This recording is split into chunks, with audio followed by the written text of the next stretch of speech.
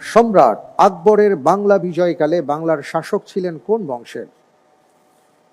এ ইলিয়াস শাহীর বংশ, বি হোসেন শাহীর বংশ, সি হাবশি বংশের, ডি কাররানী বংশের। ইনশাআল্লাহ আমি এই প্রশ্নের উত্তর হিসেবে বেছে নিচ্ছি অপশন বি, হোসেন শাহীর বংশের। অপশন বি হোসেন শাহীর বংশের।